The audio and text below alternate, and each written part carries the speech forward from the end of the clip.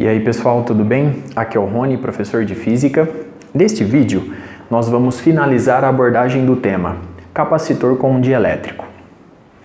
Observe a figura ilustrada no quadro.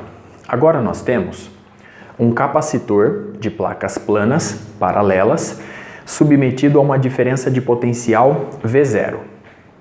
Com isso, o capacitor armazena uma quantidade de carga Q0 e se estabelece entre suas placas um campo elétrico uniforme E0 vetor.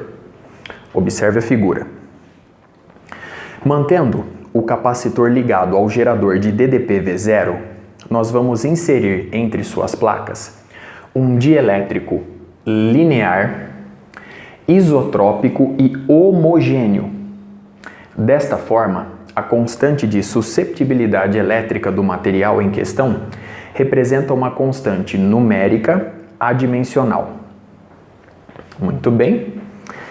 Pelo fato do capacitor estar ligado ao gerador de DDP V0 na situação inicial e na situação final, a diferença de potencial entre suas placas, V0, permanece constante em nosso estudo. Como nós temos uma polarização homogênea do material dielétrico, nós podemos afirmar que se estabelece em seu interior um vetor polarização elétrica na vertical e para baixo de intensidade constante, pois o vetor P possui a mesma direção e sentido do campo eletrostático uniforme e vetor conforme ilustrado. Muito bem.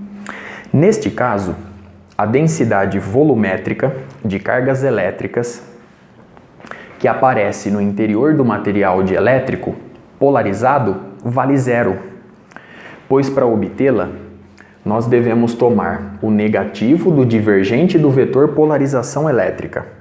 Sendo o vetor P um vetor constante, o resultado se anula. No entanto, aparece no material dielétrico uma densidade superficial de cargas elétricas ligadas. Observe essa expressão já vista por nós em vídeos anteriores e considere essa figura, na qual eu ilustro apenas o material dielétrico polarizado. Muito bem. Na base superior, aparece uma densidade superficial de cargas elétricas ligadas, dada por esse produto escalar, conforme a expressão nos mostra. Com isso, obtemos o módulo do vetor polarização elétrica, simplesmente P, que permanece constante, vezes o módulo do versor NS, que vale 1, vezes o cosseno de 180 graus, portanto, menos P. Logo, na base superior do material dielétrico, aparece uma densidade superficial de cargas elétricas ligadas menor do que zero, conforme eu ilustro. Na base inferior do material dielétrico, aparece uma densidade superficial de cargas elétricas ligadas, dada por esse produto escalar. O versor Ni é o versor da normal externa associada. Com isso, vamos obter o módulo ou intensidade do vetor polarização elétrica, simplesmente P, vezes o módulo do versor Ni, 1, vezes agora o cosseno de 0 grau. Portanto, esse resultado é positivo. Logo, na base inferior do material dielétrico, aparece uma densidade superficial de cargas elétricas ligadas maior do que zero. Note que a polarização do material dielétrico concorda com a com a polaridade do capacitor carregado. Muito bem. Observe mais uma vez a figura em questão. A partir de tais considerações, vamos comparar inicialmente o vetor campo elétrico E0 com o vetor campo elétrico E. Para fazer isso, eu vou recorrer à expressão que nos permite calcular a diferença de potencial V0. Na situação inicial, a DDP-V0 é igual à integral de linha da placa negativa para a placa positiva do produto escalar do vetor E0 pelo vetor DL. Essa expressão já foi vista por nós em vídeos anteriores. E na situação final, na presença do material dielétrico, a mesma DDP V0 é dada pelo negativo da integral de linha da placa negativa para a placa positiva do produto escalar do vetor E pelo vetor DL. Como nós temos nas duas situações a mesma geometria e o mesmo caminho, e V0 permanece constante, comparando as duas expressões, nós podemos afirmar tranquilamente que o campo eletrostático não se altera com a inserção do material dielétrico entre as placas do capacitor. Muito bem. A partir desse resultado, vamos comparar agora o vetor deslocamento elétrico nas duas situações. Aqui nós temos a sua expressão também já vista por nós. Na situação inicial, na ausência do material dielétrico, a constante dielétrica K vale 1. Portanto, o vetor D0 é igual a ε0 vezes o vetor E. Na situação final, na presença do material dielétrico, o vetor deslocamento elétrico D é K ε0E. A constante dielétrica K do material é uma constante numérica maior do que 1. Muito bem, aqui nós temos o vetor E0. Muito bem.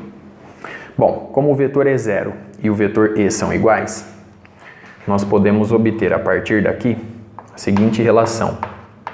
O vetor D0 sobre ε0, que é o vetor E0, é igual ao vetor D sobre K vezes ε0, que é o vetor E. Como o vetor E e o vetor E0 são iguais, eu posso afirmar essa igualdade.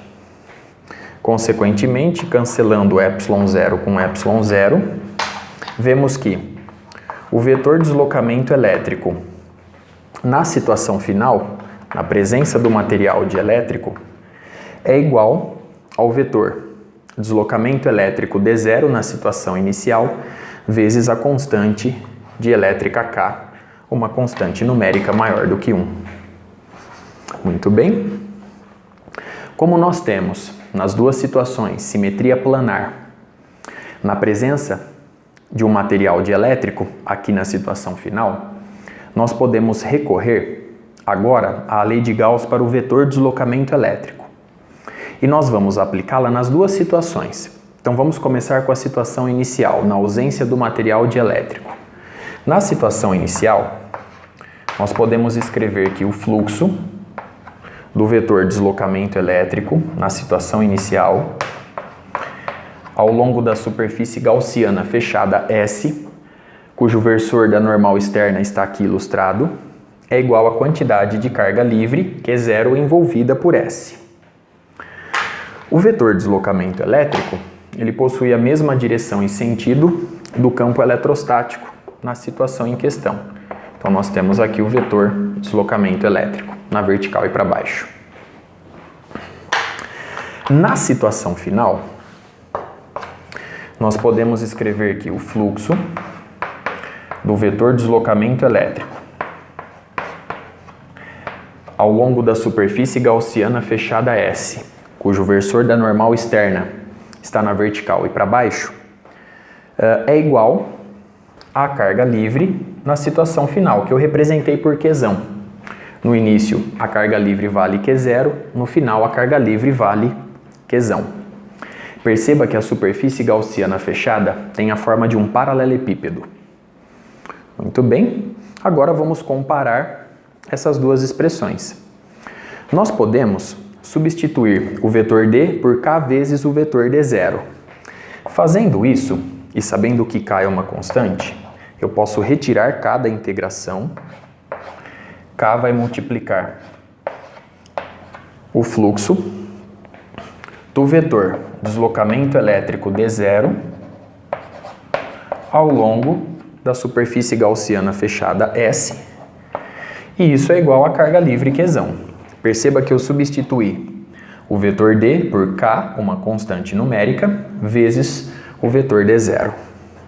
Agora, observe essa última expressão obtida. O fluxo do vetor deslocamento elétrico D0 está aqui. É justamente a carga livre na situação inicial. Portanto, nós temos a constante dielétrica K vezes a carga Q0 igual a carga livre na situação final Qzão. Para encerrar este estudo, vamos ver o que acontece agora com a capacitância do capacitor. Antes C0 e depois C. Como o V0 permanece constante, o V0 na situação final é igual ao V0 na situação inicial. Bom, o V0 na situação inicial, ele é a carga na situação inicial sobre a capacitância na situação inicial. V0 na situação final é a carga armazenada na situação final sobre a capacitância na situação final. Muito bem? Bom, vamos substituir agora aquela relação. A carga Qzão é K vezes a carga Q0. Muito bem? Com isso obtemos Q0 sobre C0 igual a Qzão, que é K vezes Q0 sobre C. Cancelando a carga Q0, enfim, vemos que a capacitância na presença do material dielétrico é igual a constante dielétrica K, uma constante numérica maior do que 1, vezes a capacitância na situação inicial, na ausência do material dielétrico. Vemos, portanto, mais uma vez que, ao inserir um material dielétrico entre as placas do capacitor, nós aumentamos o valor de sua capacitância. Basta multiplicar a capacitância inicial, na ausência do material dielétrico, pela constante dielétrica K, uma constante numérica maior do que 1. Observe mais uma vez os resultados obtidos. Com isso, eu encerro este vídeo. Até a próxima!